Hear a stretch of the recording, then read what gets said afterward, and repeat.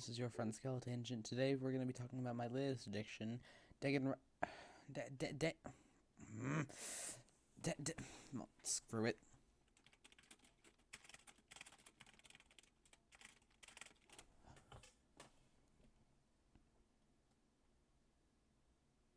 Danganronpa. Danganronpa. Alright, that's how you say it. Okay, to start things off, there are 3 things I would like to not mention. 3 things I would like to mention. 1, I have not finished the second game, I've only finished the first game. 2, we will not mention the Great Chihiro debate. We just won't mention it. And 3, we will not mention Toko and whatever is going on with her. Aside from Genocide Jill, she's cool.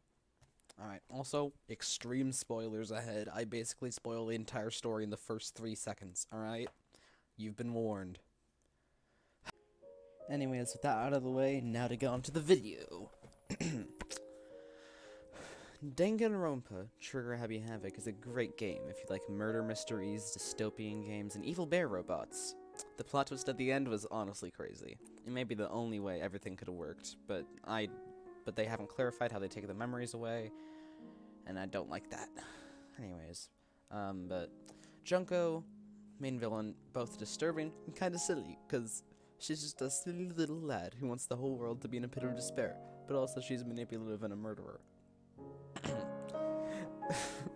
That aside, overall, I'd rate the game 4.3 stars. It's awfully inappropriate due to what caused Rule 3, but aside from that, I would rate it a good game for 12 through 15-year-olds as an intro to the genre, as I personally enjoyed that game when I played the game in the past few years and got back into it recently.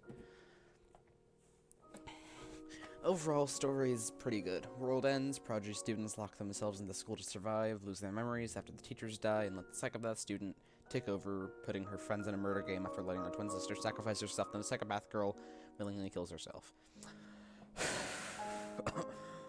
Alright, now to begin the actual summary.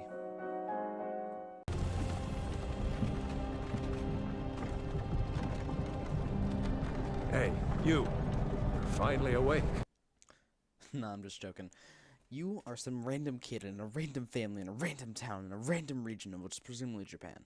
Your name is Makoto Naegi, and you've been picked randomly from a lottery to get into the most prestigious school in the country. We're at the place where the ultimate fashionista, pop star, writer, and affluent progenies go. And many others go, you know, like ultimate people. Alright, your origins as just some lucky guy sound pretty boring. Shortly after walking in, you feel dizzy. About 2 forgotten years later, you wake up in a classroom with the windows bolted shut, and mysterious writing on the walls. You meet 14 other people, and then randomly a bear robot that's operated by the missing student walks in. Essentially, since the bear robot took your memories, it wants you to play a killing game with your besties and gave some motives, like money and secrets and stuff. The rules are simple. Someone dies, collects evidence, there's a trial. If the person gets away with it, is set free. Everyone else dies. If they get voted out, they die. Everyone else stays in. It's almost like a game of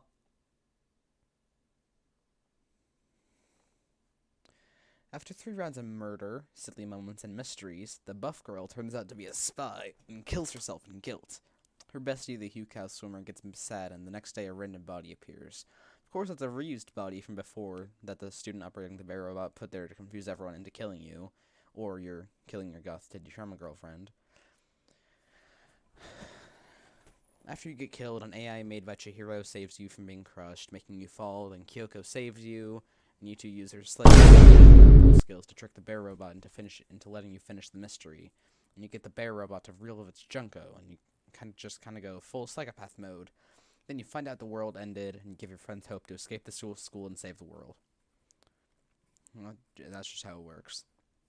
I don't like it either. Well, that's just about where the first game ends. And I don't know the full story of the second game, so, hey. The game was and is very fun. The controls were a bit hard to handle, but I didn't understand the mechanics. But the story is very interesting, and my explanation of it did not do it justice. I like how the ending was kind of satisfying, though. It gave you, like, the whole story, the ending of the mystery, and the opening for a sequel. The worst part was definitely the memory plot hole, aside from what caused Rule 3. The plot twist of Junko getting involved with the last murder was a bit confusing, but I rolled with it. You know, I had to search up a couple guides, but that's about it. Overall, I would not recommend playing this with your parents in the room. You've seen the meme compilations. It just doesn't work out. Unless you're playing on like a handheld, because then, you know, I was solving murder mysteries. It was wild. I have a few other criticisms of the game, but I'm sure they will be like answered in the sequel and the threequel. Like, what exactly was the tragedy, and what was Monika's line at the end? Anyways, let's look at some reviews. PlayStation Official, 80 out of 100. This is a very dark story, but it's told with a colorful verve and a keen wit. June 2014, page 85. EveryEye.it, 85 out of 100. Danganronpa is not a proper game. It's an interactive novel. Still, it's captivating. Atmosphere won't let you go until you reach the end. Hyper Magazine, 80 out of 100. It has enough depth and twisted charisma to make it worth your time. May 2014, page 70. Overall, pretty close to how I rated the game, about 83%. Now that I've gone through the majority of what has I had planned for this script, let's look into some characters in a silly-off format. To start us off, we got Makoto Naegi, the silly mystery-solving short main character. Aoa is Ahina, water swimmer, that somehow survived. I have no idea. I had a feeling she was gonna die, but hey. Byakuya Tagami, that one rude, rich, smart kid. Yeah, that's all he is. Celestia Ludenberg, ultimate luck, no witches, no castle with vampire males.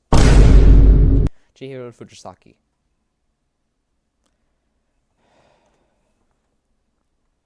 A good character. Hifumi Yamada, fat, pervy, basically your average DeviantArt and Wattpad user. Alright. Junko Enoshima, psychotic girl boss. Kiyotaka Ishimaru, he is the voice in your head that tells you to get over yourself and get out of bed in the morning. It's true. Kyoko Kirigiri, mystery-solving girl boss goth GF for the mystery-solving main character, except she also has deep lore. It's wild. Leon Kawada, he wants to prove his mom wrong and drop a hit single. He won't. Also, Sayaka is secretly his girlfriend. Mondo Awada, he seems rough and tough, but he's actually really sweet and loves his family and stuff. No one is allowed to know, though. Mukuro Ukusaba, girl boss that didn't exist until the last few chapters. Also a psycho sister. Sakura Ogami, strong girl boss? Wild? Saika Matono, Hatsune Miku but a high schooler? I don't know, she died too early. Toko Fukara, you learn to like her because of Genocide Jill. That's it. Other than that, she's just a writer with an abuse fetish. Yasuhiro Akigure, people dump on him for being stupid, but he is probably the best clairvoyant in the world. In the Kyoko death ending, his prophecy was true. To conclude this video, I would like to mention that this is only on the original game, not the anniversary edition on the Switch. And yeah.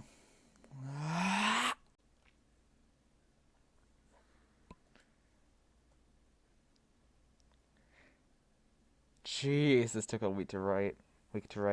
And due to its vulgarity, might not even get published. I just want to say thank you if you've made it this far in the video. This is one of my more out there video ideas.